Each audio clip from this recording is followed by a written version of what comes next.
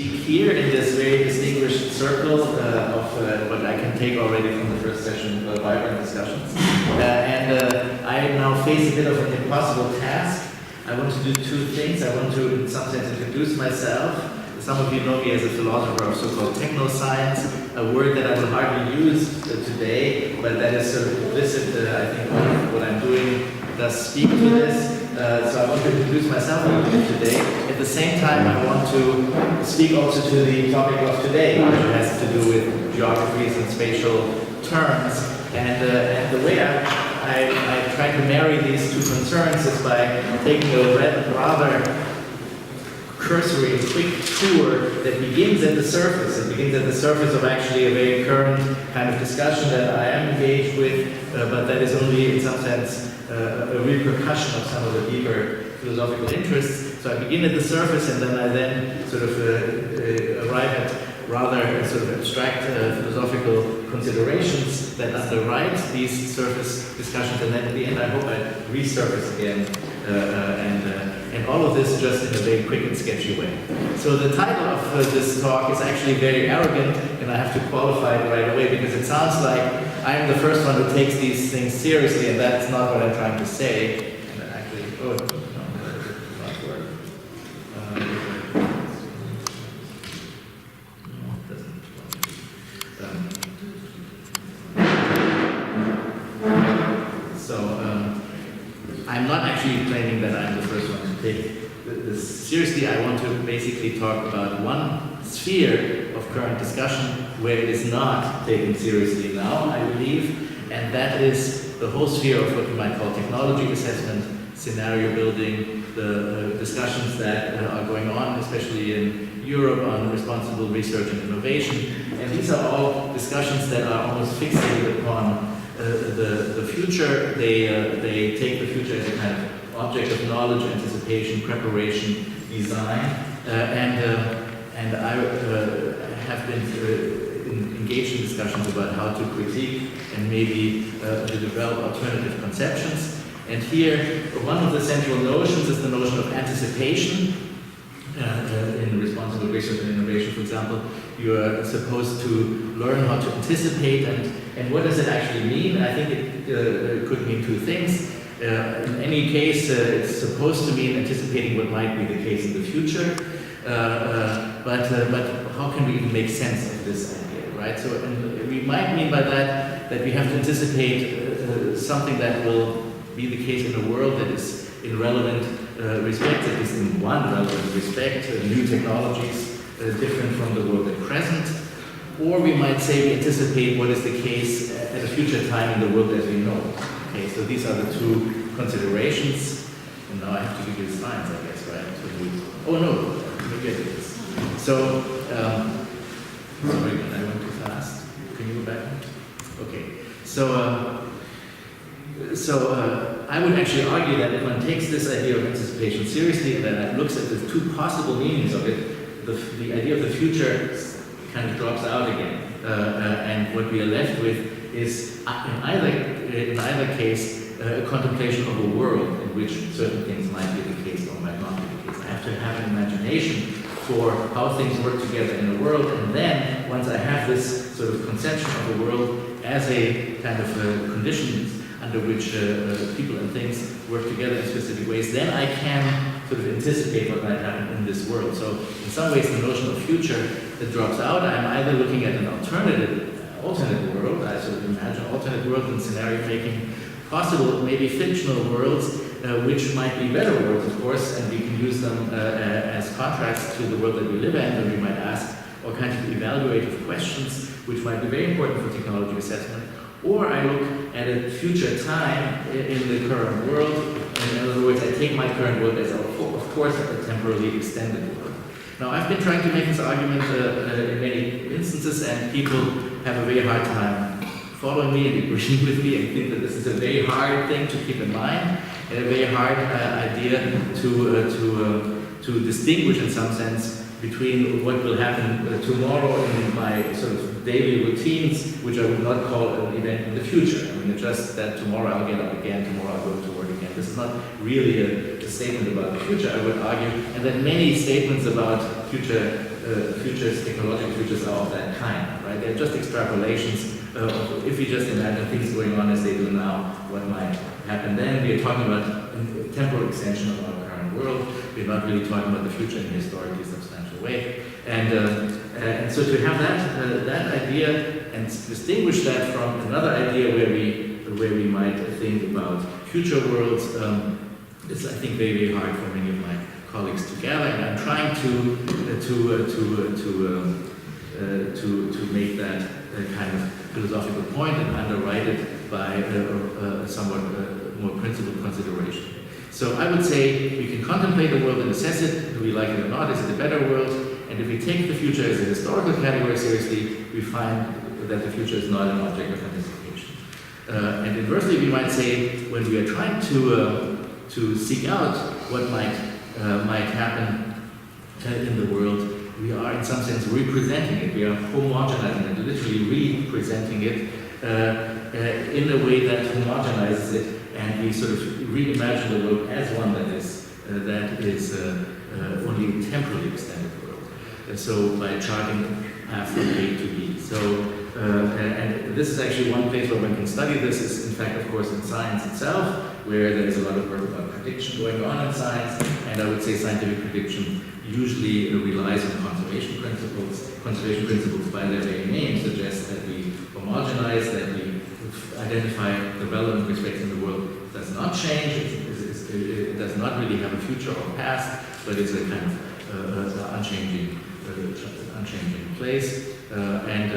And so we are trying to, and this is actually somehow largely a project of classical science, to refer processes in time to just changes of place. Right? I mean, this is, I think, as a move, I think a very plausible move because it respects future as a historical category in a way that our current discussions about futures as sort of things that we choose between and that we anticipate, prepare for, modulate, and so forth, and it does not respect. Okay, so I would actually argue, and I know speak very intensely about focusing on the notion of the world, which in some ways is not a historical category. I do this in the name of history, I would say, in the name of sort of preserving the sort of dignity of a concept of future, which is more of an obligation, a task, and something that is also not subject to our technological grasp. Okay, so if this is a difficult distinction, I would actually say that it can be clarified when considering the compositional character of spatial constitutional technical devices. Because these devices constitute sort of microcosms for what you might call a working order. It might be just a technical device, it might be a socio-technical system, and it might be actually considered a whole kind of social behavior or social unit, or maybe a city or a region or a system of critical infrastructures that we can kind of view in this kind of world-like manner. So in the socio-technical working order, people and things work together so as to perform work or produce effects, exhibit behaviors. And working knowledge, which is actually something I'm trying to elaborate very much as part of the philosophy of technoscience, is knowledge of how people and things can work and play together within a working order. And it is the ability to haptically and conceptually participate in this order. So the idea of participation is very, very distinct for this epistemology of a working order, very different from the classical epistemology of representation. And in this, once we have this ability to haptically or conceptually participate in a world or a working order, we can then anticipate, right? And this is our normal notion of anticipation. I know what can go wrong. I know what might happen, right? If classical anticipation means I know that when a ball runs across the street, that maybe a child is running behind, right? That's the classical idea of anticipation, which is just knowledge of how the world is that we live in. So now this comes back to the difficult question, right? The difficult question that people ask, how can we make sense of this? When we see Buster Keaton sitting down on the connecting rod of a locomotive, in which sense are we anticipating the future? I would say in some sense we are not at all, right? You see this picture and you know what will happen, right? I would argue, you know what would happen, even if you haven't seen the movie. You know that he sits down sadly and in agreement with his melancholy mood, that he will slowly be transported by the locomotive. Of course, in some sense, this has to do, we are not predicting what will happen to Buster Keaton, but what we're predicting is really not any different from speaking just about the way the locomotive works. We can, it doesn't really matter whether Buster Keaton is sitting there or not, our ability to anticipate what will happen is quite the same. And this is perhaps the point I'm trying to make here. So let's just go on to the next. And this notion of sort of just understanding machines as worlds takes us to a theorist like Franz Rouleau, and then also to a philosopher like Wittgenstein, and the connection is not incidental because Rouleau, who developed a theory of machines in the late 19th, early 20th century, well, mostly in the late 19th century, he established a way of teaching what a machine is, and in a rather limited intellectual way, as a kind of symbolic or logical order of things, which allows precisely to predict all possible machines from a collection of mechanical elements. It's structured like an alphabet. This Franz Rouleau is also the person from whom, not as a person, but with his technique and his books, Wittgenstein learned to be an engineer. So he's very much in the background of Wittgenstein's philosophy. So if you go and see, so you see here on the right-hand side one of those mechanical elements, and Rouleau's method of teaching consisted very much of just in a way presenting these individual elements. So this is some kind of gear system that you have there that shows you how these two cogwheels interact. It provides the complete description of the mathematics. And then there are many, many different elements like this. And actually, you can go to the next picture, and they would be housed in a university like this. So you have all these many, many machine elements standing around. And what the engineer learns is how to compose these into worlds, right? And to create a working order and a kind of actually Rouleau uses the linguistic metaphor of creating sentences, creating in fact logical arguments with the help of these individual tools. So to be an engineer just means knowing how to combine these elements. In other words, knowing how to anticipate what will happen if we put these different things together, constructing or composing a world. Maybe if you go to the next slide, this is a quote from Wittgenstein, which actually I think expresses this idea. This is from his notebooks from 1916, and I illustrated a little bit by showing you the classical sort of paradigm of a work, namely a clockwork, right? So on the left you see just the individual pieces lying around, on the right they are in some sense organized into a working order. And here we have Wittgenstein's quote that he says, "As thing among things, all things are equally insignificant. As world, they are all equally significant." So he has the notion that one can see a technical artifact as a world, and he uses that language several times. And of course also already in his most famous book on the Tractatus Logica Philosophicus, he presents us with the conception of the world as a limited whole, as a different kind of conception as the conception of world that the scientists are using. So there is a kind of engineering conception of the world as a limited whole in which everything has an equal significance, also in regard to being in some sense related to the human will.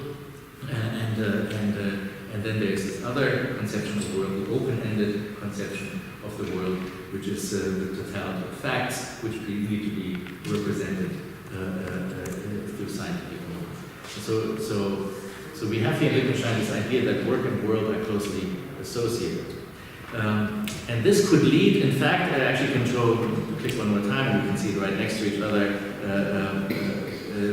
leads in fact to a larger sort of, this is what I mean by saying we can now have a very theoretical discussion, a rather kind of a notion of what are, in some sense, ontologies of these worlds, presented, for example, by Wittgenstein, and as familiar also to us as, on the one hand, the world of representation, where the world is a totality of facts, and where we know things by how they appear to us.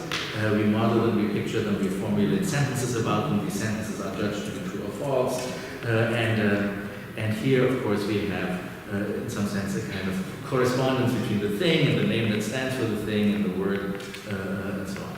And then we have this other conception, and this is the one that I'm going to work out as philosopher of technology, but also philosopher of technoscience, where we consider the world as a working order, where we know things by how they work together. They show us, so to speak, what they can do. The work itself is a kind of grammatical structure, which takes the place of, you might say, a model or the place of the fact. And these works can be technological works of art or artful works of technology. Instead of sentences, we have something like compositions, ways of composing things in works. And there is a strictly, this is for my last part of my talk, the most important notion here, there's also a normative dimension in this, because as with musical composition, so with technical compositions, there can be right and wrong ways to do that. They're not true or false, but they're clearly right and wrong. We know, in some sense, where a tone sort of belongs or whether it's at the wrong place. And of course, this is also what engineers learn, or also users of technology learn, in some sense, how things are put together correctly or incorrectly. Okay, so this is, in some sense, now I've arrived at the depth of my talk. Now we have to resurface again and see where this might lead, what kind of discussions it might give rise to, also discussions that might inform we have to come to the limits, and then we come to the discussions that inform our conversations today. So no, go back one. Sorry. This is good. So, I mean, what Wittgenstein says himself about the Rouleau conception of the machine, and I think we have to keep that in mind, especially as I now valorize this idea of the working order and this idea of rightness of composition and sort of the kind of beautiful, harmonic, almost utopian world in which kind of everything is at its right place. Right? As I valorize this, we have to also understand the limits of this conception. And I think Wittgenstein himself indicates that very clearly. He says the machine is symbolizing its action. The action of the machine seems to be in it from the start. What does that mean? If we know the machine, everything else, its movement, seems to be already completely determined. We talk as if these parts could only move in this way, as if they could do nothing else. And here already we find that as if, right? We talk as if these parts could only move in this way.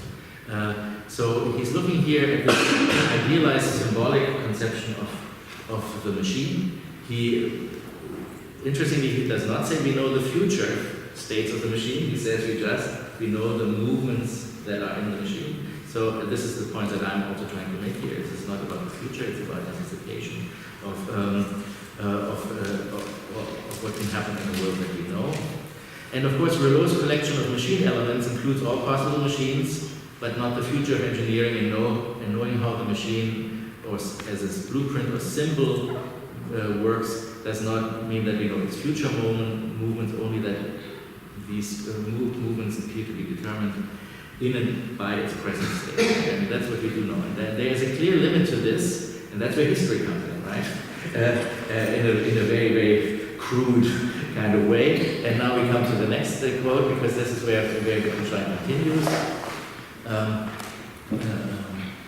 Where he says, we talk as if these parts could only move in this way, as if they could do nothing else. But how is this? Do we forget that they bend, break off, melt, wear down, sort of, if they're not greased properly, they will grind up, and so forth and so on. All the many, many things in which this beautiful working order will fail and can fail, right? I mean, this is not considered by Rouleau and his theory of machines. This is a pristine conception of a symbolic machine, right? So the machine as a symbol for the successful interplay of people and things, it's a kind of phantasma of design. And my question is, of course, now this is a methodological question: can we fruitfully see the world as work and the work as world without mystifying or valorizing the machine. So on the one hand, I want to get away from this sort of notion of taking the future as an object of design, right? So I want in some sense, but at the same time, I also don't want to fall into the opposite trap of seeing, of looking at the machine as a kind of phantasma of a design or planned world. So let me see. I'll just indicate where this can lead, and I'm not going into this. I mean, these are talks that or papers that one can discuss at other occasions. So on the one hand, I'm trying to produce actually critiques of design thinking where it becomes hegemonic and introduces a kind of quasi-utopian conceit of co-design or participatory design as our best model for collective world-making. So I'm just giving you one quote to just show you how strong this conceit is that I've heard at an STS conference, Science and Technology Studies, saying that our job as STS people would be to design communities that design well together. Right? And that would be our way of saving the world, of course. Right? So we have to critique that. And I think associated with that, and that goes back to and maybe both discussions this morning, associated with that would be also, and I hope to actually work with this, maybe with Natalia at LC, trying to recruit her for a project. It goes with this also the European, especially European conceit that one becomes, that the expansion of technology has a socializing sort of meaning, and that we especially also become European, that we become European through our networks of electrification, through the way we organize telephone, cell phone calling fees, and of course currencies, traffic systems, transportation systems, standardizing things technologically as a kind of implicit way of creating a kind of solidarity that is not a political solidarity, but that is supposedly stronger and supposedly maybe better, and actually involves maybe also, now we talk about open science conception, involves the citizen in a more creative and sort of democratic way. I mean, there are very strong conceits here, and there are things to like about them, but there are also things to be cautious about. At the same time, and this would be the inverse of that, I mentioned the critique of these design conceits. I've been also interested a little bit in looking, and this would have fit perfectly into today's discussion, at social machines that, ideas of machines that aren't even realized yet, but that already advance a conception of how we might interact, how we might find better ways of arranging or coordinating people and things. So, and finally, this is, I think one can take this discussion of working orders and to reconsider the, well, that's really the last bullet point of this presentation, to consider the relationship of art and technology in new ways. I just show you one sculpture that I've been working on a little bit and see what happens when we describe it as a machine. I think this can be fruitful, that there's a heuristic in that can be explored. But one, again, that needs to be also mindful of the limits of taking the machine as more than a symbolic order of things. Thank you. I want to ask whether the composition of the world and the idea of artifact as a world, would it be the same or different for scientists, engineer, and technoscientists? The technoscientists, or would they be different or conflated? Okay, very, very important question.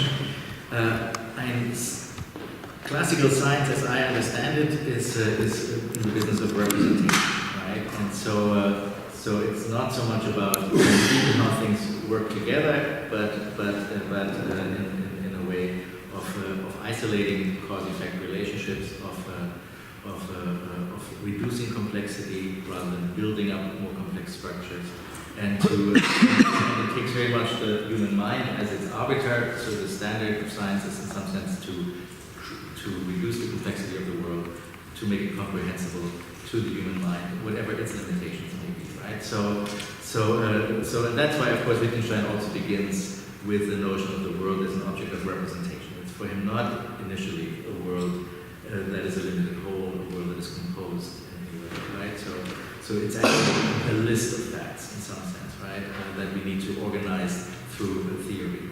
So in some ways, I would say scientists are not, in their self-understanding, interested in this idea of composition. But I do actually argue in other places that, and Wittgenstein again gives a cue here, that even modeling in science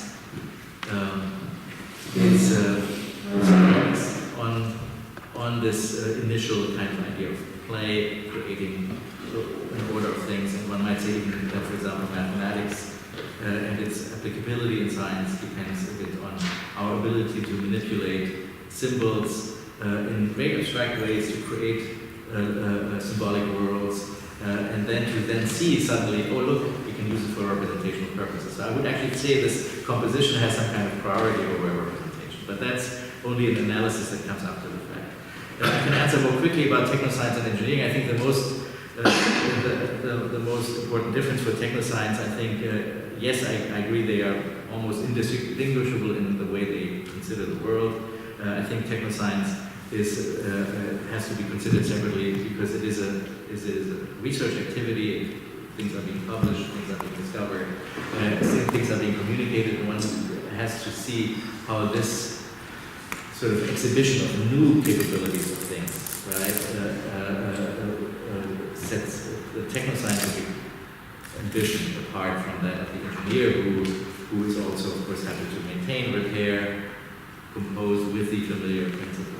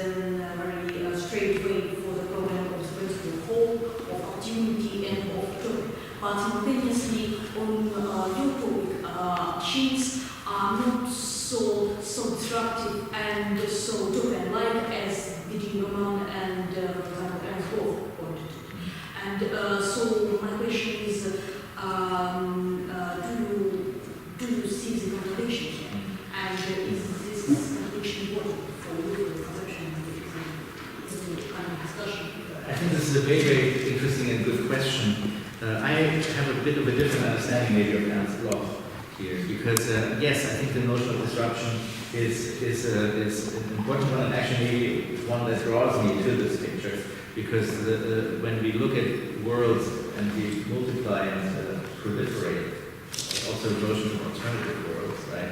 I think they have a disruptive quality because each world sort of shows up the contingency of the world that we are maybe living in or that we are describing as our world, right? So this instructive quality, I think, is important, but I wouldn't say that it has to be, these disruptions are not necessarily grand or profound. I mean, this is actually something that Locke has always found out. He's kind of traced how these disruptions take place in very subtle ways, and how they are, of course, in many ways negotiated in our popular culture and our daily lives in all kinds of ways. So I'm not actually sure. For example, take Richard Jones's soft machines. These were a notion of nanotechnology machines. Of course, in the discourse of nanotechnology, they didn't make a mark. We were used to the fact that people would come up with all kinds of crazy ideas of what might be possible. But then if one looks at it and one sees, in some sense, all the social utopian thinking that is attached to this unheard of machine, kind of that would create, to use Locke's word, a new alliance between nature and an unheard of alliance between nature and technology and humanity, right? So even though it comes sort of on soft feet, so to speak, in a small way, it has a promise in it, I think, which introduces a new way of maybe also, of course, judging our present. And we have to ask, what is the desire that is in this conception of the machine, for example? So I think yes, we have to ask about disruptions, but I don't think they have to be radical disruptions. I think we have to actually, as analysts, seek out where the disruption lies. Thank you. So we are almost out of time, but I'd like to ask one small question. So as far as I understood this, your view on participation and the connection of the concept to the future. So I'm curious whether the formulation of the title of your talk, taking the spatial constitution seriously, somehow connected with the contemporary philosophy of time and with the conception of taking things seriously. I'm afraid that I do not have a good answer to your question regarding contemporary theories of time. I mean, I've approached the issue from a different side, and I often ask where's the actual meeting point with philosophy of time in the traditional sense. And the ultimate intuition that drives my work is I want to show the profoundness of the difference between a kind of physical notion of time, where you have a succession of temporal states, and where, as you traverse that succession of temporal states, the subject does not change. I mean, you have like a little projectile, right, that moves through time, supposedly, but at each stage it stays the same, it is just at a different time-space location, right? That would be a physical conception of time, which I think is totally harmless, and it doesn't tell us anything, doesn't imply anything about, it doesn't have a historical dimension. And then this idea of a historical notion of time, which is, to my mind, very much the fact that the subject of history changes. That actually is one reason why I want to argue also why it is so difficult to take the future as an object of planning or design or evaluation, right? Because the conceit is, of course, that I'm here and judging some kind of future, some kind of envisioned future, but all I can do is to judge another proposed world. Because the actual future does not have me in it, but some very different kind of person who will judge it also very differently, right? So to work this out, I think, if you can help me, I haven't found the philosophers of time that really help me sort of with this. I mean, I'd rather actually be a philosopher of history for that, that really help me sort of further explore this.